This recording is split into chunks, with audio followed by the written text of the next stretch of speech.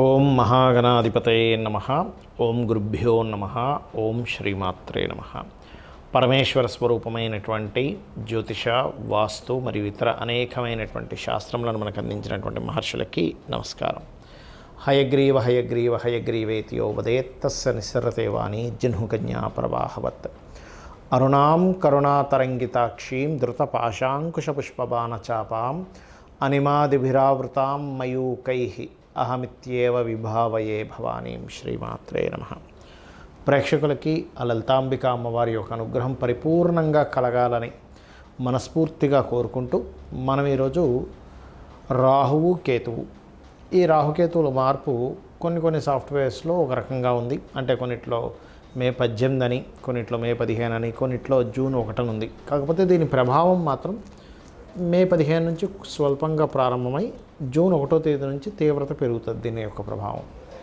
మరి ఈ రాహుకేతువుల మార్పు మూలంగా ద్వాదశ లగ్నాల వారికి, లగ్నం తెలియని వారికి, రాసుల వారికి ఏ రకంగా ఉండబోతుంది, ఇందులో మంచి ఉంటుంది, జాగ్రత్తలు కూడా చెప్పుకుంటాము. అదేవిధంగా ఏ పరిహార మార్గం చేసుకోవాలనేటువంటిది కూడా చూసుకోవాలి. అయితే ఈ యొక్క విషయాలు చెప్తుంది నేనైనప్పటికీ కూడా చెప్పిస్తుంది సాక్షాత్ లలిత అమ్మవారిగా భావిస్తూ ఒక్కొక్క లగ్నం గురించి మనం తెలుసుకుందాం. కర్కాటక లగ్నము, కర్కాటక రాశి. కర్కాటకం వారి కనుక చూసుకున్నట్లయితే ఇంతకాలం మీకు 3వ స్థానంలో కేతు ఉన్నాడు, భాగ్యంలో రాహు ఉన్నాడు. 3వ స్థానం అనేటువంటిది కమ్యూనికేషన్స్, అగ్రిమెంట్స్ ఇటువంటి స్థానము. అయితే ఈ కేతువు 2వ స్థానంలోకి రాబోతున్నాడు.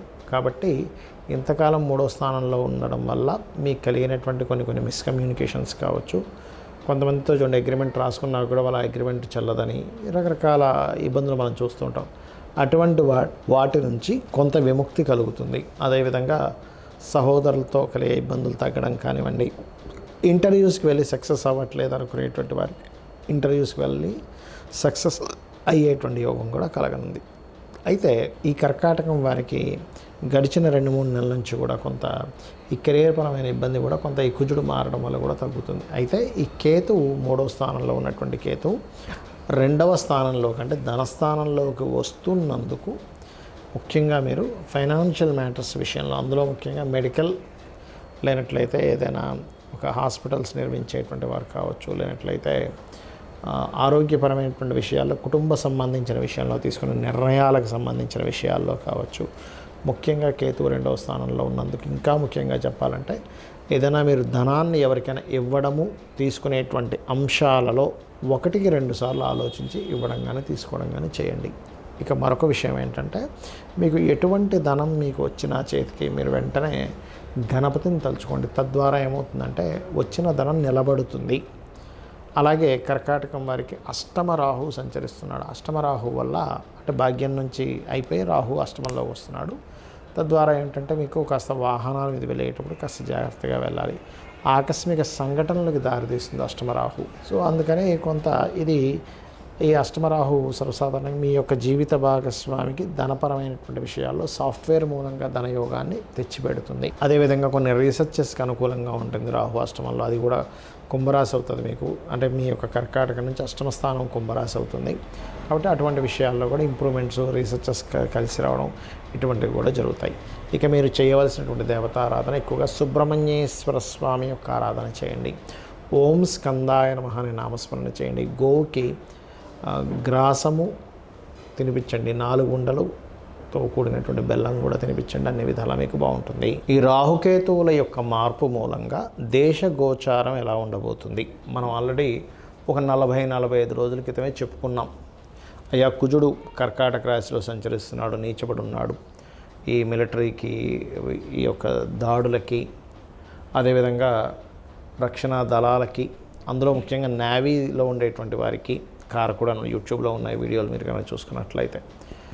అదేవిధంగా ఉగ్రవాదులకు కూడా నీచబడ్డ కుజుడు కారకుడు అవుతాడు. కాబట్టి అటువంటి దాడులు జరుగుతాయని చెప్పుకున్నాం. అదే రకంగా మహర్షులు మనకి అందించినటువంటి శాస్త్రరీత్యా జరుగుతూ వస్తున్నాయి. ఇది మన గొప్పతనం కదా, అమ్మవారి యొక్క అనుగ్రహం అంతా కూడా. అయితే ఇక్కడ నేను చెప్పేది ఒకటే, ఈ దాడులకి ముఖ్యంగా ఈ రాహుకేతువులు ఎప్పుడైతే రాహు మనకి కుంభంలోకి రావడము, కేతువు సింహరాశిలోకి ఎంటర్ అయ్యి కుజుడితో ఎప్పుడైతే కలుస్తున్నాడో దీని మూలంగా మంచి ఉంది, ప్రపంచవ్యాప్తంగా కొంత జాగ్రత్త పడాలి. ఏమిటవి?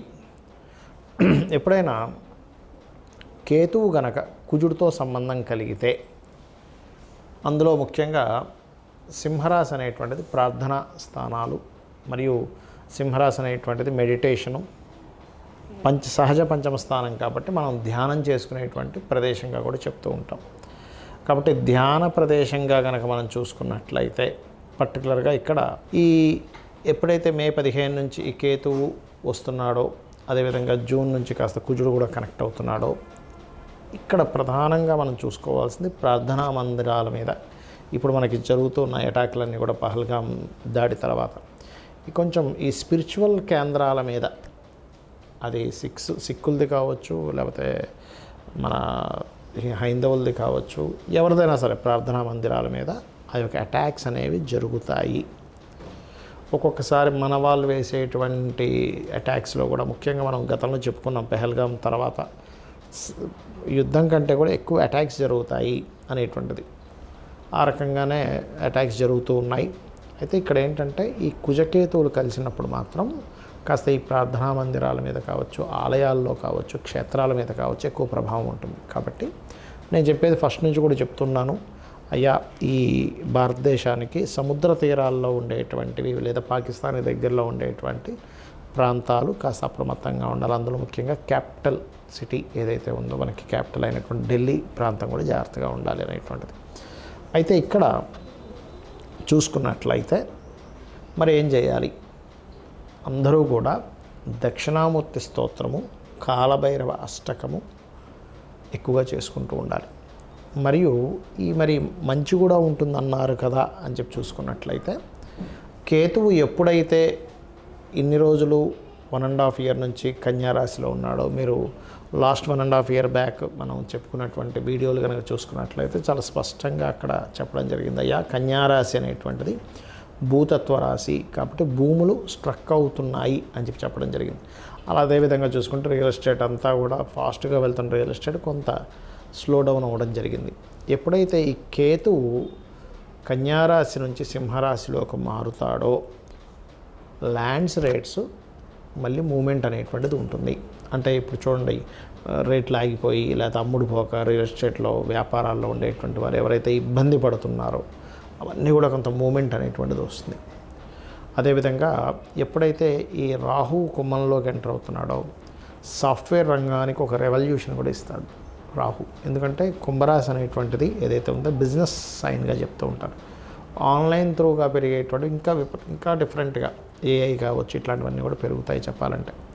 అయితే ఇక్కడ ఈ కేతువు మరి మనకి కన్యారాశి నుంచి సింహరాశిలోకి ఎప్పుడైతే ఎంటర్ అవుతున్నాడో, ఇది కొంతవరకు విపరీతంగా పెరుగుతున్నటువంటి బంగారు ధరని కొంతవరకు బ్రేక్ వేస్తుంది, కొంత తగ్గిస్తుంది కూడా. అయితే మీరు గమనించినట్లయితే ఒక 3 సంవత్సరాల నుంచి దాదాపుగా 35-40 వేలు పెరిగిందండి. మీరు 1 monthలోనే 10,000 పెరిగింది గోల్డ్ రేట్. 90 దగ్గర ఉండేది 1 lakh దాకా వచ్చేసింది. అలాంటిది దానికి కొంత బ్రేక్ పడనుంది కేతువు సింహరాశిలోకి రావడం వల్ల. ఫ్లక్చువేషన్స్ వస్తాయి, సడన్గా అప్పుడే పెరిగినట్టే మళ్ళీ డామని కింద పడడం, ఇవి కూడా వస్తూ ఉంటాయి. కాబట్టి ఈ రాహుకేతువుల వల్ల మనకేంటంటే సూక్ష్మానికి కారకుడు రాహు, సూక్ష్మ సంబంధంగా జరిగేవి కొన్ని జరుగుతూ ఉంటాయి. అలాగే ఇందాక నేను చెప్పినట్టుగా కాస్త ఈ పుణ్యక్షేత్రాలకు వెళ్ళినప్పుడు ఇట్లాంటి విషయాల్లో కొంత జాగ్రత్తగా ఉంటూ ఉండాలి. అయితే ఈ యుద్ధ సంబంధించినటువంటిది మీరు ఈ సంవత్సరం విశ్వవసునామ సంవత్సరం రాజుకి కారకుడు రవి, మంత్రికి కూడా రవి కారకుడు, అందుకని చాలా ప్లానింగ్గా చేస్తూ ఉంటారు. కాకపోతే సైన్యాధిపతి శని అయ్యాడు కాబట్టి ఏదో ఒక అటాక్ జరిగింది ఆగిపోయింది అన్నట్టుగా ఉండదు, ఇది కంటిన్యూ అవుతూ ఉంటుంది. ఎందుకంటే శని లాంగ్ టర్మ్ కారకుడు కాబట్టి మీన రాశిలో ఉన్నంత కాలము కూడా, అంటే ఒక 2-2.5 సంవత్సరాల పాటు, ఒక 2-3 నెలలు తీవ్రంగా ఉన్నప్పటికీ 2-2.5 సంవత్సరాల పాటు ఏమవుతుంటుందంటే అది సాగుతూ ఉండడం, మళ్ళీ అయిపోయింది కదా అనుకుంటే మళ్ళీ వాళ్ళు ఏదో అటాక్ చేయడం, మన వాళ్ళు తను తిప్పి కొట్టడం, ఇట్లాంటివి జరుగుతూ ఉంటాయి. కాబట్టి నేను చెప్పేది ఒకటే, అందరూ కూడా ఎవరెవరైతే సముద్ర తీర ప్రాంతాల్లో ఉంటారో, అంటే ఇటు సైడ్ పాకిస్తాన్ వైపు ఉండే సముద్ర తీర ప్రాంతం కావచ్చు, పాకిస్తాన్ దగ్గరలో ఉండే ఊళ్ళల్లో ఉండే వాళ్ళు కావచ్చు, లేకపోతే ఇటు సైడ్ ఈ వైజాగ్, వెస్ట్ బెంగాల్, లేనట్లు ఒరిస్సా ప్రాంతాల్లో ఉండేటువంటి వారు కావచ్చు, ఢిల్లీ ప్రాంతాల్లో ఉండేటువంటి వారు కావచ్చు, ప్రధానంగా జాగ్రత్తగా ఉండాలి. హైదరాబాద్కి ఈ యుద్ధ సంబంధించిన వచ్చి పడవు, కానీ కొంచెం స్లీపర్ సెల్స్ వల్ల, మరియు ఎవరైనా ఇప్పుడు మనకి చూడండి, మనకి లాస్ట్ టైం గోకుల్ చాట్ ఇట్లాంటి వాటిలో జరిగింది. అలా కాస్త జనాలు ఎక్కువగా తిరిగేటువంటి ప్రదేశాల్లో కొంత జాగ్రత్తగా ఉంటూ కాలభైరవ అష్టకము మరియు అదేవిధంగా దక్షిణామూర్తి స్తోత్రం కనుక మీరు పఠనం చేసుకున్నట్లయితే అన్ని విధాలా మీకు బాగుంటుంది. శ్రీమాత్రే నమః.